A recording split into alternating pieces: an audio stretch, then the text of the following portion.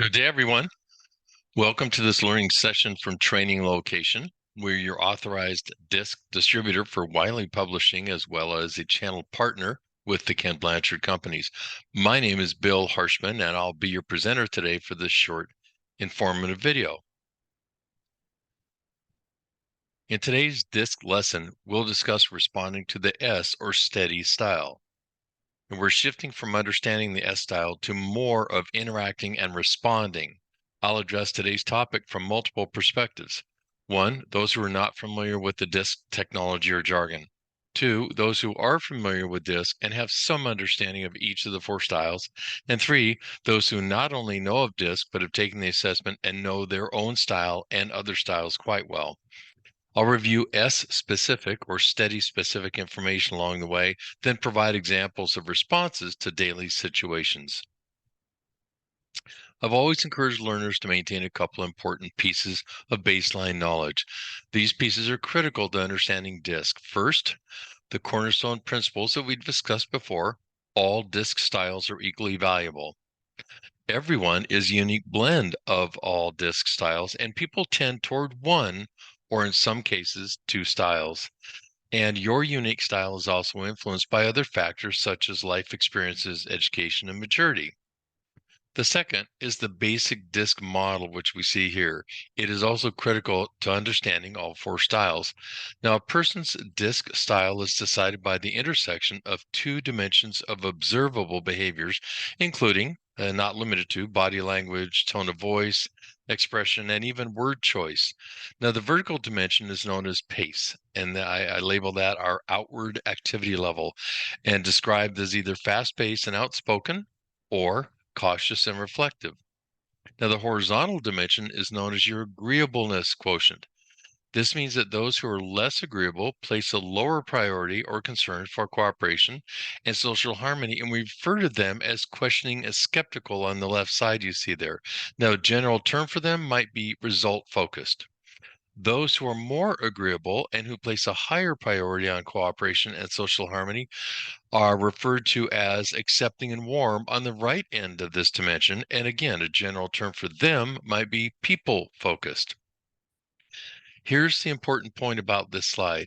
It is the interaction between these two continua of pace and agreeableness, which forms the four quadrants or basic styles of the DiSC model, and by which you identify a person's DiSC style. However, what if you don't know about DiSC, let alone the style of the person to whom you are responding? This is the power of the DiSC. It begins with observable behavior. Now, I said this lesson would be helpful to the non-DiSC types as well. Let's see how. Here's a scenario. Someone comes up to you calmly and courteously and asks if you have time for a brief work-related question. It becomes obvious to you that this person is seeking your participation on a project team.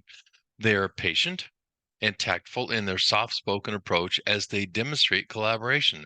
They actually leave you feeling understood and accepted. Now, if your only observations about that person are that they seem cautious and reflective pace, combined with an accepting and warm demeanor, you already have a lot of information about this individual, not even mentioning DiSC yet. Now, let me ask here, intuitively, are you going to respond to them in a short, curt, expressionless manner? Probably not. Even in this interaction, one can wisely assume that the other person is not looking to disengage or reject conversation and collaboration. If your goal is to have effective communication, you'll be better off to, I'll say, align and reflect with their patient, even tempered, observable behaviors than to ignore those behaviors. DiSC helps clarify, focus, and validate that. As we continue to look at responding to an S, let's start with a definition of the word steady, with which we're likely familiar, but it just helps calibrate all of us and provide a common baseline of understanding. So Oxford defines steady as regular, even, and continuous in development, frequency, or intensity. Okay, that's probably why Wiley chose that term, that label for the this quadrant. Now, DiSC will provide much more interpretation and meaning to this label we call steady. Understanding more about the relationship with the other styles will also help our response lesson. Now, with the focus on the S style, let's break down the pace and agreeableness model that we just looked at. Let's start with pace and see what S has in common with other styles. We see that S and C share a cautious and reflective pace at the lower end of that continua. Now, still focusing on the S style, let's look at agreeableness, the horizontal continua.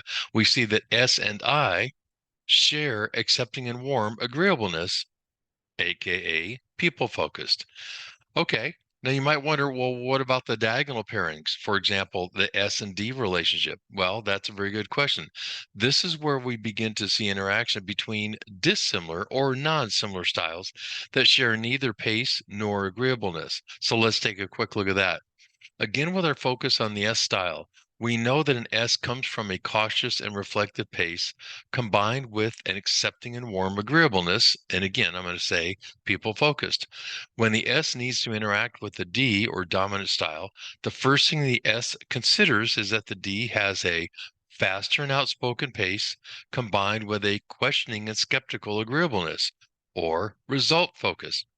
This knowledge is all the S needs to at least prepare for successful interaction. Granted, it will take a little more planning and effort entering the conversation with the other person's D style in mind. I call this extra effort the stretch. One style may have to stretch or flex a little bit to speak the language of another style, always considering the other's needs, preferences, and priorities. Now, let's look at a very brief list of other descriptors, real high level to help you more easily and accurately respond to the S style. Here we go. We already know the two continua of observable behavior, which indicate an S style, are listed on top, pace and agreeableness. Now let's see more descriptors which help elaborate our understanding on the S style. They are even-tempered, accommodating, patient, humble, and tactful. And here's a reminder from an actual DiSC profile report for a steady style. S's place a high priority on giving support and find satisfaction in accommodating others. S's prioritize maintaining stability and tend toward reliable and cautious.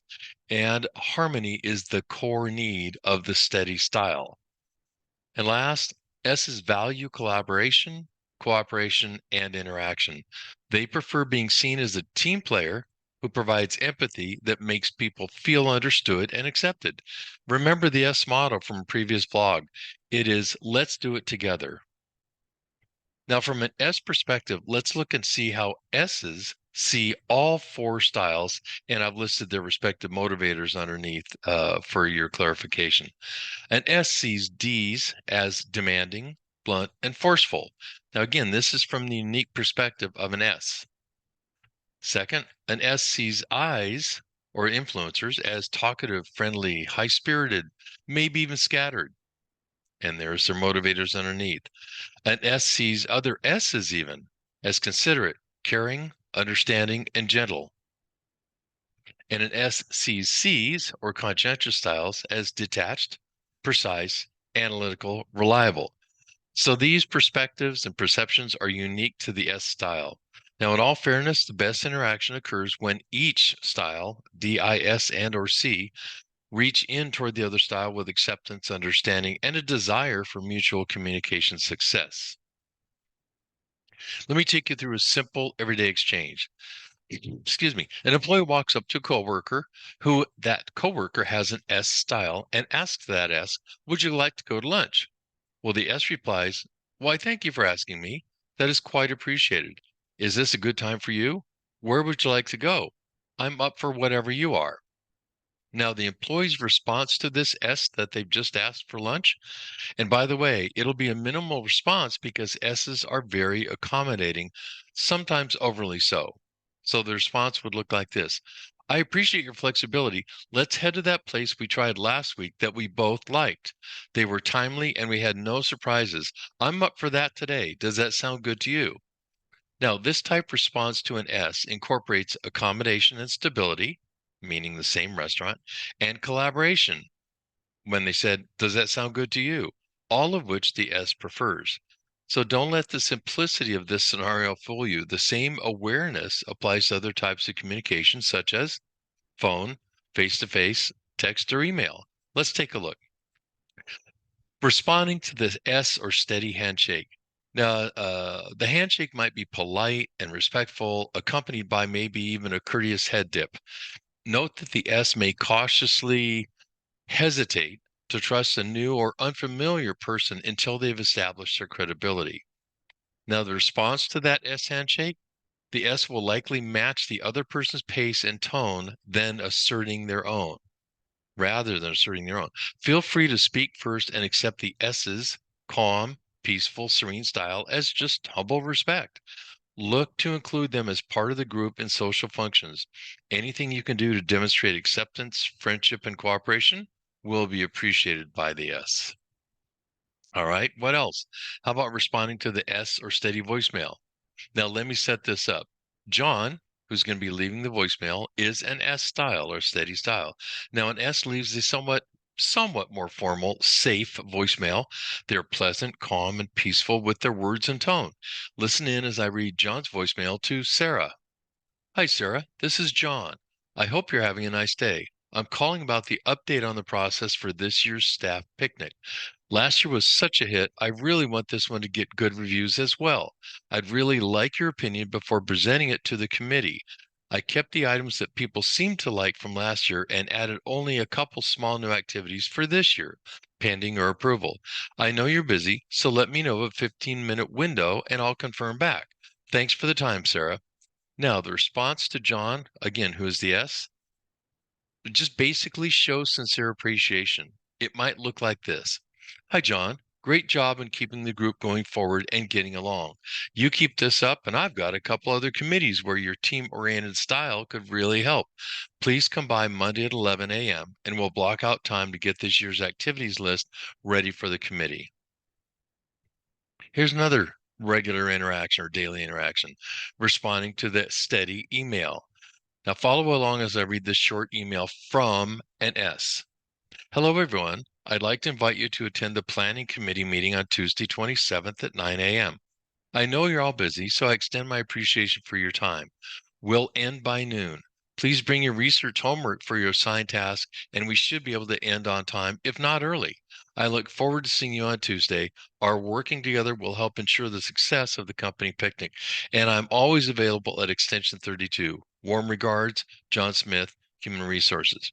Now, S's may write somewhat formal emails while getting to the point, always with a friendly greeting, efficient word choice, etc. And again, they're motivated by collaboration and they want people to feel included and accepted. I like to call this friendly teamwork. Now, the response you see there, hello, John. Thank you again for the invitation. Looking forward to the meeting on Tuesday morning. And I can send you my research homework ahead if that would be helpful to gain your opinion and feedback. I look forward to working together. Now, the main point of these S responses and examples is that they're distinctly different than if you were responding to a D or an I or a C.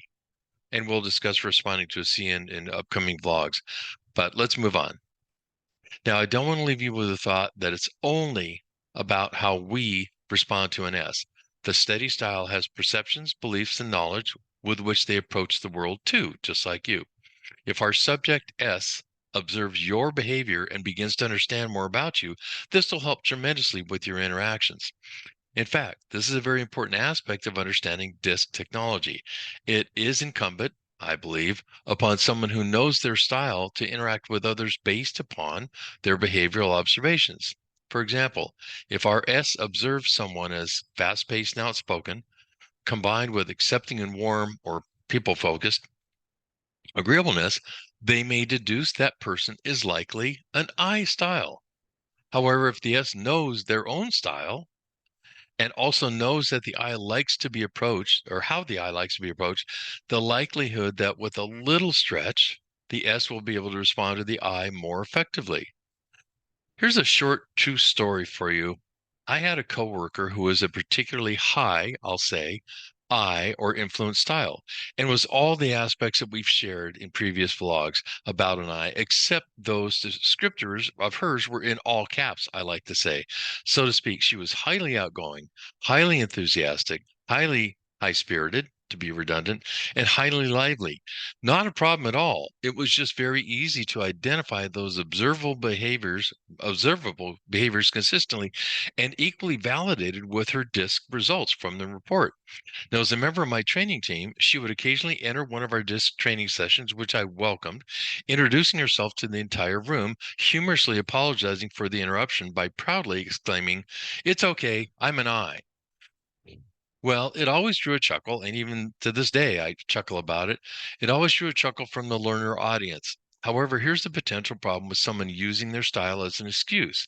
If you expect everyone to excuse you because of your style, it's ignoring the critical aspects of DiSC, which is to understand others' styles.